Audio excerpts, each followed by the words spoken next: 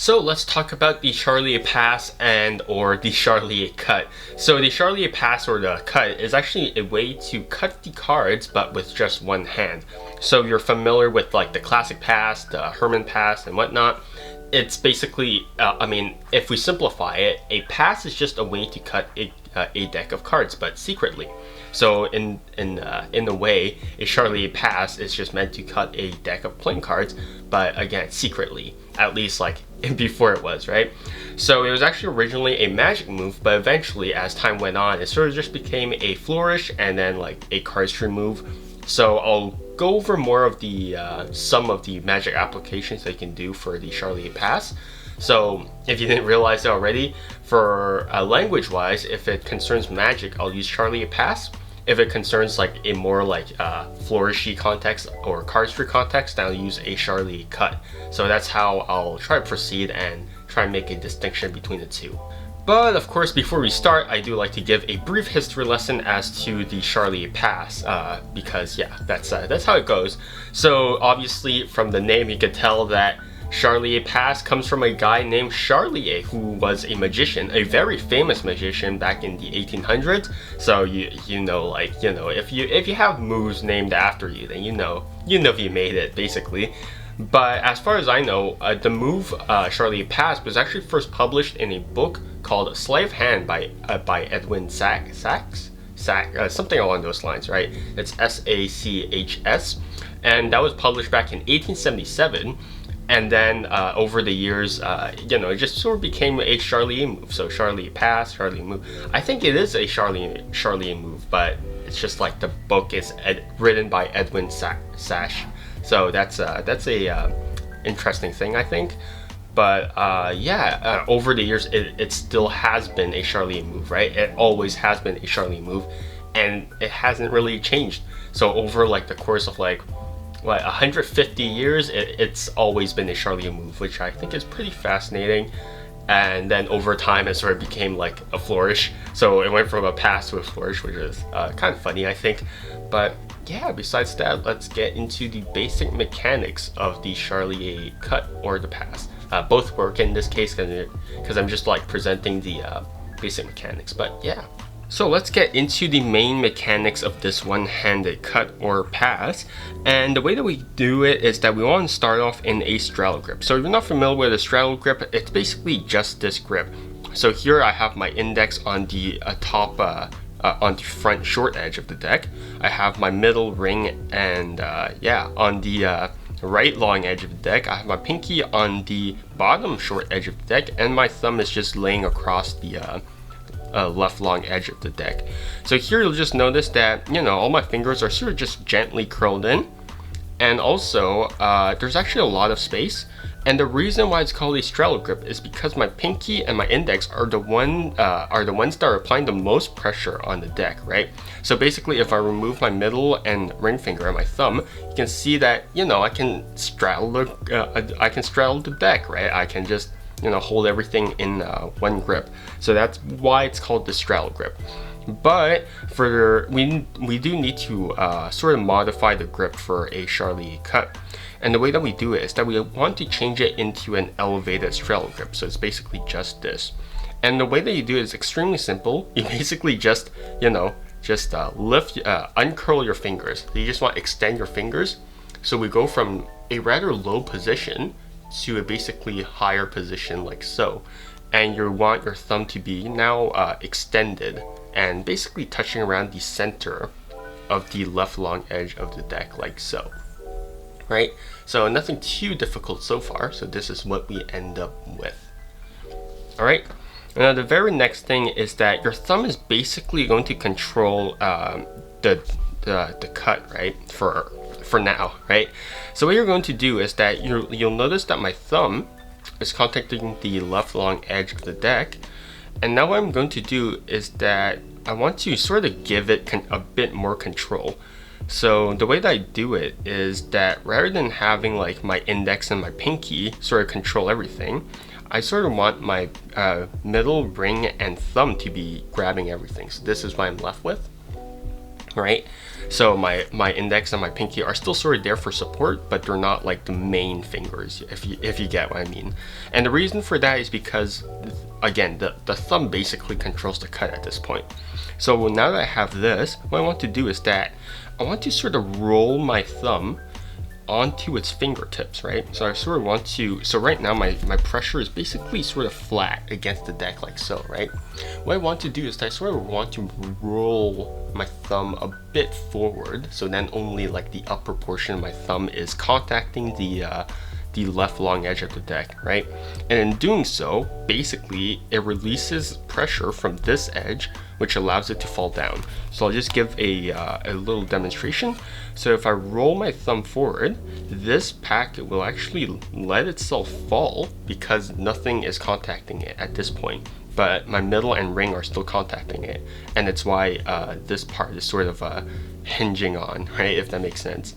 Very next thing that you want to do is that you want to maintain control with your thumb, your middle, and your ring finger, because the very next thing does require your index finger. So the very next thing requires that sort of requires your index finger is pushing this packet upwards, right? So what you want to do is that you want to curl in your index until it contacts the face of this packet over here, right? Of this bottom packet. So where I'm contacting is about like here. So if I had like a normal deck of cards, I guess I want to say, where I would contact is about like the index, right? So if you have your deck of cards, I would contact the index of this card. So over here, right? Near the upper right corner of the deck. So that's where I would usually contact, right? So I do this. And now what I basically do is that I extend my index finger, but extend it towards my thumb. So over here, right? So by extending it towards my thumb, I'm basically letting it, you know, kick to an upside down L position, right? And I continue pushing it towards my thumb until it contacts my thumb, right? And that's basically what my index does. The very next thing that I'm going to do is that I'm basically just going to relax my index, right? So it's over here.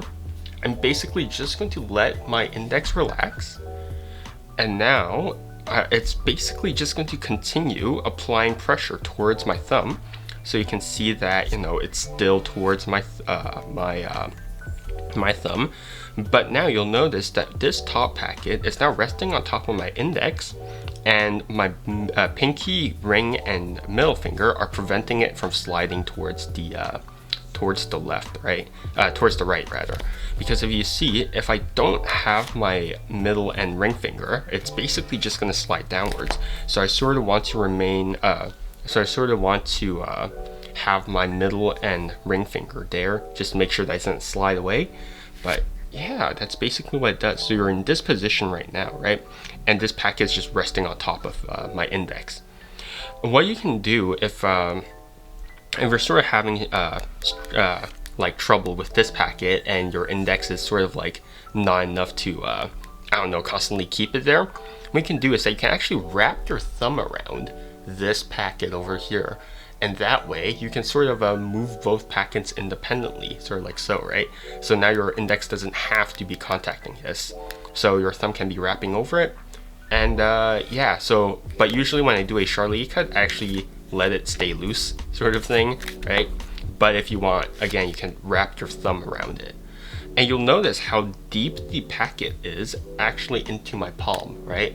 So I know like some tutorials, they're like, oh yeah, you can do it like from here or like whatever, right? I personally can't do that. And so I like it like more or less in the center of my palm, because that gives a huge amount of space for the packet to rest, basically. So yeah, that's what you can do.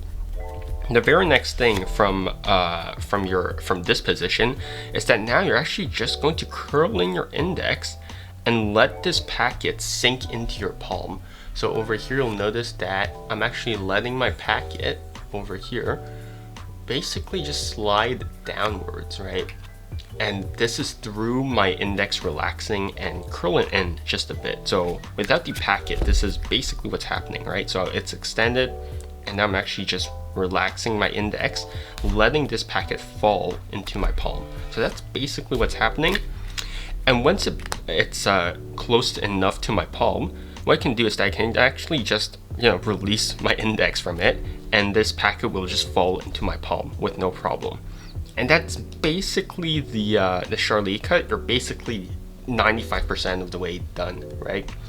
The very next thing is that now I release with my thumb, and then I could just, give it a little push, and then that'll complete the cut.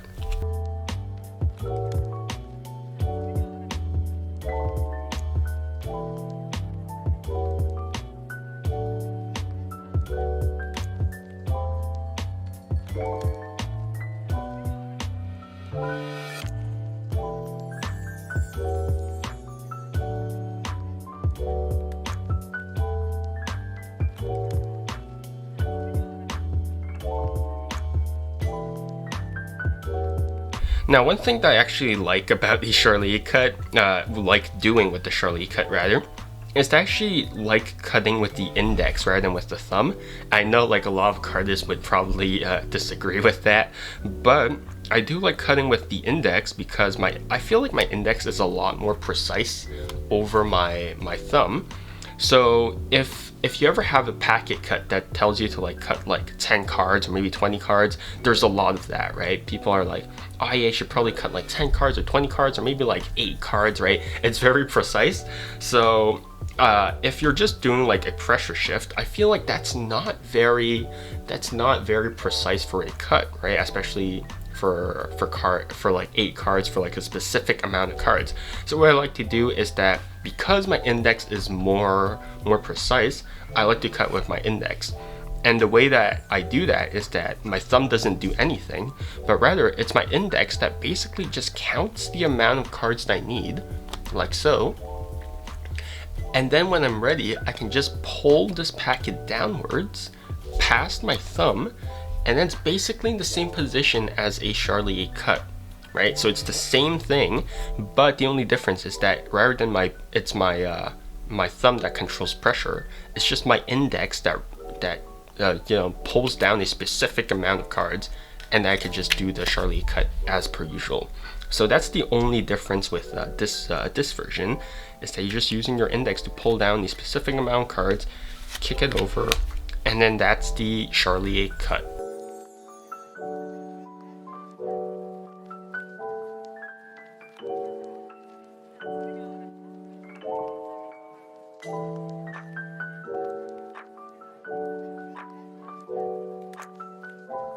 So what's really interesting about the Charlie cut is that you can actually do it upside down. I mean, I don't know, there's probably a couple of uses for it, but personally I wouldn't do it. But you can actually do it upside down. And the way that you actually do it is that now you can't really rely on gravity to do most of the work. Now you sort of have to use your fingers. I mean, as sort of expected. But if you want to do it upside down, you need to constantly apply pressure with your index and pinky finger to straddle this deck. Because if you don't, well, it's going to drop onto the floor or onto the table. So how you want to do this is that you're going to need to cut with the index, hence why I presented, cutting with the index, rather than, because you can't really relax your thumb, because if you relax your thumb, it's going to be the top packet that falls down. So if you want to do an upside down Charlie cut, the way that you want to do is that you want to cut with your index, right? So now you're going to take your index finger over here, and you're just going to peel it off into the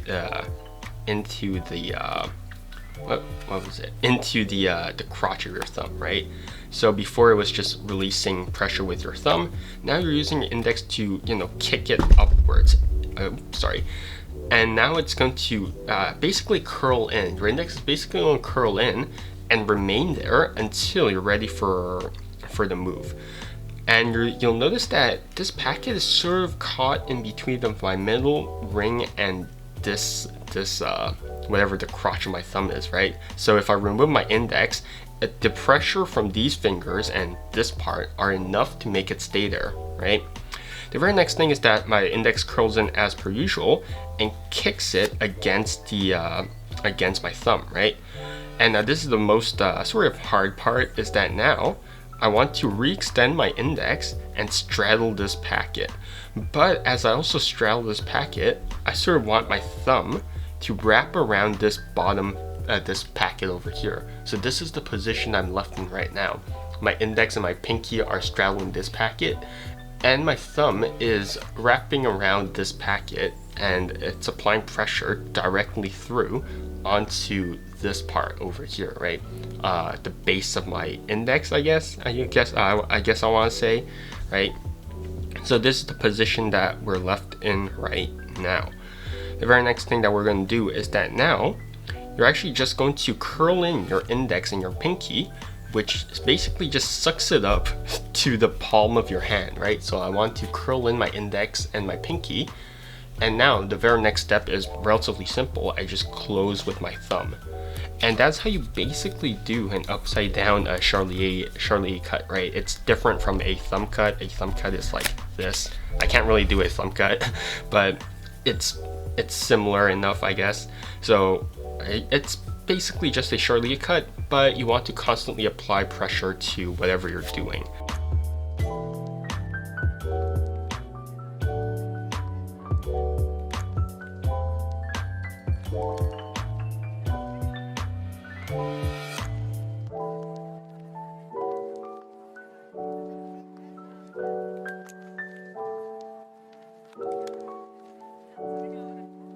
Also, if you notice that if you notice that like your thumb is snagging a couple of cards from here, what you want to do is that as you remove this packet from the top of this packet, you sort of want to slowly wrap your thumb around. You don't want to wrap your thumb around instantly, because if you wrap your thumb around instantly, there's a chance that you'll clip a card or two from this packet, which is not ideal. So you sort of want to slowly move this packet away as you slowly wrap your thumb around, and that's how you do the reverse Charlier cut, or the pass, if you want to use it as a pass. Because yeah, if you have like your hand below the table, you can't really do it from this position. You would usually, if your hand is below the table, you would have it like this, right? So you can't really do a Charlier cut in this way. You would have to do it upside down. I mean, I guess you can, but that's just weird. So personally, if you're underneath the table, I would do a reverse gravity Charlier pass. So yeah. So there's a couple of applications that I want to go through for the Charlier pass. So the very first one is obviously as a pass, so it's just it's just doing it as is, right? But because it's a pass, what this means is that it's also a control. So you have like a card selected or whatever, and then you're just talking or whatever, you can just do this, right? It's a very overt action, I want to say, but if you're turned around or anything, or if you're like underneath, again, if taking into account like the anti-gravity version, you can obviously do it underneath the table or whatever, and then yeah, you can just control a card, right? But because it's a pass, or it's a cut rather, it basically retains stack order. So if you're in a new deck order or whatever, you're basically just cutting these two packets, and then in the end, it's still the same stack, right? You won't mess with a single card, because if you're doing like a color or whatever, you're basically messing up the stack, right? You're moving one card and you're disrupting the stack. But if you're just giving the deck a cut, it retains the stack order. So that's something that you can take into account. The very next application is obviously using the Charlier pass as a Charlier cut. So just using it as a flourish, like, hey, look, I can cut cards with one hand. And that's that. Actually, what's really interesting is that there were like trends of this, like, oh yeah, how many Charlier cuts can you do in a minute? And it's just like, yeah, I don't really care.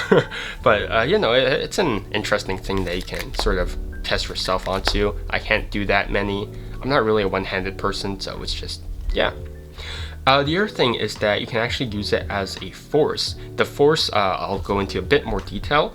So as far as I know, the Charlier pass, which was first used as a force, was actually published in by M.J. Oenk.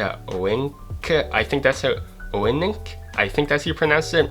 And it was published in Grant's Inner Circle magazine back in 1949. So the way that I believe he approached it is say stop anywhere, right? And then he just does a Charlie A pass. And that's where your force card is. So for example, if I use the ace of spades over here, right? So if I said like, say stop anywhere, and he just does a Charlie A pass, and now he forces the bottom card, which I think is relatively interesting. There's another pass, there's another force handling by Matt Schulian. So if you don't know who Matt Schulian is, I highly recommend you study his material, because he's someone that Kosta Kimlat actually studies as well. So if you know who Kosta Kimlat is, and he studies Matt Schulian, then clearly, you know, he knows his stuff.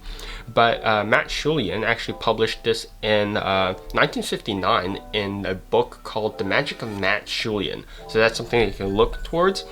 But the way that he does it is pretty bold. So what he does is this. So as I cut through the deck, I want you to just look at a card, right? Got one, and that's basically how it goes, right? It's very bold because he's just like, oh yeah, just as I'm cutting through the deck, look at the card, right? And as we all know, it's basically just a force card. So that's how Matt Schulian handles the Charlie A force, right? The other thing that you can do is as a color change or a vanish, but it's very non-visual. So if you're like talking again and they're being misdirected or anything, right? So pretend that like this is their selection or whatever, right? As you're talking, they're looking at this, right? So they look up, do the Charlie A cut, and then they look back down and it's their selection. So that's something that you can do. Or if they have like a card, and then as they look up again, you do like a Charlie cut and then vanishes. So that's something that you can do.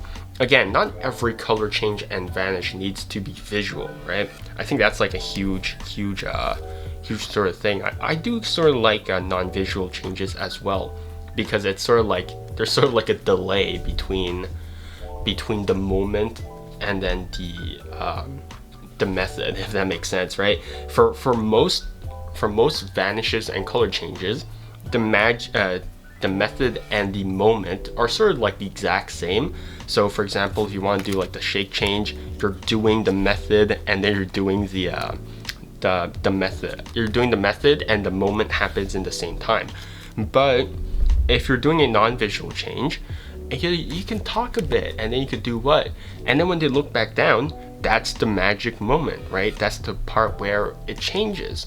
But in reality, the method happened like, I don't know, like 10 seconds ago, give or take, right? So that's why I sort of like non-visual changes and vanishes. I do think that they're relatively interesting. The other thing is, the other application is by Ed Marlowe. So a Marlowe thing is that he actually likes to place a key card. And the way that he does it is, I'll take my ace of spades again. So for example, you have a card selected. So, oh yeah, just place it into the center of the deck, like so, right? And then we'll just lose it in the deck. But we all know that now the ace of spades is actually above of your card, right? So that's how you place a key card above of the selection using a Charlie A cut. So that's just an interesting way to use a Charlie A cut. And I didn't mention this on other past videos, but you can also use that for other passes as well, or you can also use that for the classic pass. So you know, that's just a little bonus for you if you're watching this. Just because, you know, if you think that moves are too simple, then you know that's a mistake that you can make, because simple moves are oftentimes really effective. So for example, if you have a card selected over here, right, you do a pass, you have a card returned, and that's that. Now you have your key card above of the selection, right? So that's how you can place a key card above of a selection using a pass, and not just of a Charlie A pass. So yeah. But if you're interested in learning more about the Charlie A cut or the Charlie A pass, actually more about the Charlie A pass rather. So if you're interested in the Charlie A pass, Expert Card Technique by Jean Newgard and Frederick Browie describes the Charlie A pass. Past Midnight by Ben Earl is not necessarily a Charlie, actually everything else below isn't really like for the Charlie A pass. It's more for one-handed passes, and I do think that it's an interesting little category of moves, but I don't really use them. But if you're interested in one-handed passes, you know, I'll give you a list right now. So there's Past Midnight by Ben Earl. He has a move called the AJ Shift by Justin Higham. I think that's how you pronounce it. I probably butchered it, so I'm sorry about that. But that's Higham. Sorry.